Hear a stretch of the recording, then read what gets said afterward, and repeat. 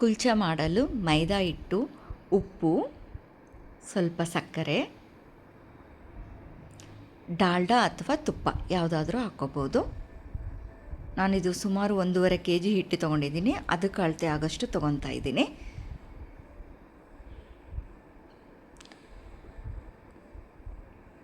Soda ಪುಡಿ ಹಾಕ್ಕೋಬೇಕು. ಆ ಡಾಲ್ಡಾ ಎಲ್ಲ ಹಿಟ್ಟಿಗೆ ಮಿಕ್ಸ್ ಆಗೋ ಥರ ಚೆನ್ನಾಗೇ ಕಲಿಸ್ಕೋಬೇಕು.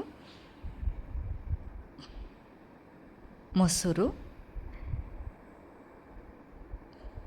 ಇನ್ನು ಎಲ್ಲದನ್ನು ಸೇರಿಸಿ ನಾವು ನೀರು ಅಸಲು ಇದಕ್ಕೇನು ಬಳಸಲ್ಲ, ಎಲ್ಲ ಹಾಲಿನಿಂದನೇ ಕಲಿಸ್ಕೊಳ್ಳೋದು.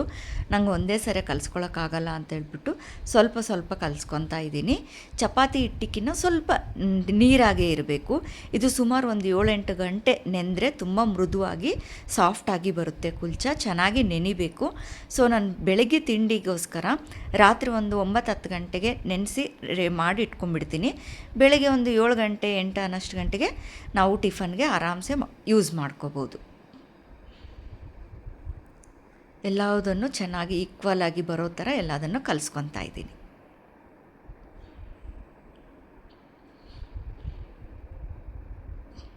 ಟೋಟಲ್ 6 ಐಟಮ್: ಹಾಲು, ಸಕ್ಕರೆ, ತುಪ್ಪ, ಮೊಸರು, ಸೋಡಾ ಪುಡಿ, ಉಪ್ಪು, ಮೈದಾ ಹಿಟ್ಟು ಸೇರಿಸಿದರೆ 7 ಪದಾರ್ಥಗಳಿಂದ ಕುಲ್ಚಾ ರೆಡಿ ಆಗುತ್ತೆ. ಇದು ಬೆಳಗ್ಗೆ ಈ ಥರ ಎಲ್ಲ ನೆಂದಿದೆ. ಇವಾಗ ಕೈಗೆ ಎಣ್ಣೆ ಹಚ್ಕೊಂಡು ಎಲ್ಲದನ್ನು ಚೆನ್ನಾಗಿ ಕಲಿಸ್ಕೊತಾ ಇದ್ದೀನಿ. ಅಂದರೆ ಕೆಳಗಡೆ ಸ್ವಲ್ಪ ಮೆತ್ತಗಿರುತ್ತೆ, ಮೇಲೆ ಸ್ವಲ್ಪ ಡ್ರೈ ಅನ್ನಿಸ್ತಾ ಇರುತ್ತೆ. ನಾವು ರಾತ್ರಿ ಎಷ್ಟು ನೀರು ಅನ್ನಿಸ್ತಾ ಇಟ್ಟು ಬೆಳಗ್ಗೆ ಅನ್ನೋಷ್ಟಿಗೆ ಎಷ್ಟು ಡ್ರೈ ಆಗಿದೆ ನೋಡಿ. ಸೊ ನಾವು ಪ್ರತಿ ಸಲ ಈ ಥರ ಮಾಡ್ಕೊಂಡು ಕಲಿಸ್ತಾ ನಾವು ಪರೋಟನ ಮಾಡಿಕೊಂಡ್ರೆ ಒಂದೇ ಕಡೆ ಗಟ್ಟಿ ಮೆತ್ತು ಅಂತ ಬರಲ್ಲ, ಎಲ್ಲ ಈಕ್ವಲ್ ಆಗಿ ಆಗುತ್ತೆ.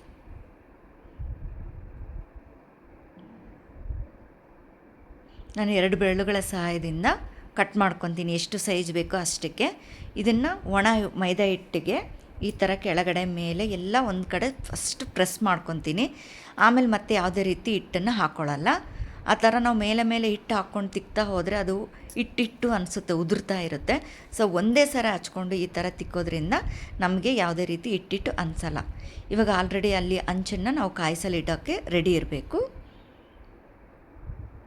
ಅಂಚು ಕಾಯೋದ್ರೊಳಗೆ ನಾವು ಇದನ್ನೆಲ್ಲ ತಿಕ್ಕೊಂಡು ರೆಡಿ ಮಾಡ್ಕೋಬೇಕು.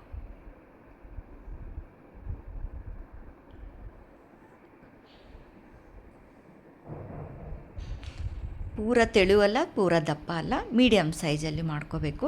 ಅಂಚು ಚೆನ್ನಾಗೇ ಕಾದಿದೆ. ಇದು ಚಪಾತಿ ರೊಟ್ಟಿ ಥರ ಆಗಲೆಲ್ಲ ತಿರುವಾಕ್ಬಿಟ್ಟು ಮಾಡಬಾರ್ದು.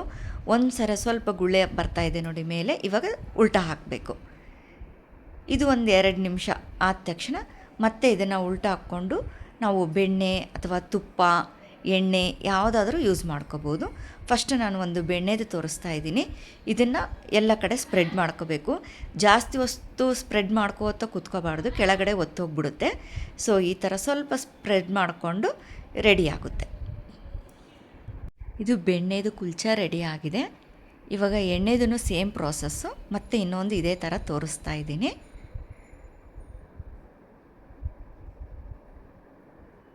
ಒಂದು ಸಲ ಹಿಟ್ಟು ಹಚ್ಕೊಂಡ್ಮೇಲೆ ಮತ್ತೆ ಹಿಟ್ಟು ಹಚ್ಕೋಬಾರ್ದು.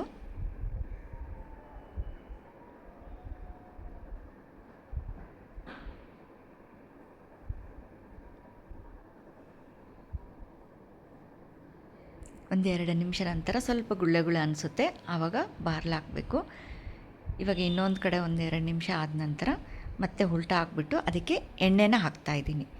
ಒಂದು ಬೆಣ್ಣೆದು ಒಂದು ಎಣ್ಣೆದು ತೋರಿಸ್ತಾ ಇದ್ದೀನಿ. ರುಚಿಯಾದಂಥ ಸಾಫ್ಟ್ ಆದಂಥ ಕುಲ್ಚಾ ರೆಡಿಯಾಗಿದೆ. ಬೆಣ್ಣೆ ಮತ್ತು ಎಣ್ಣೆ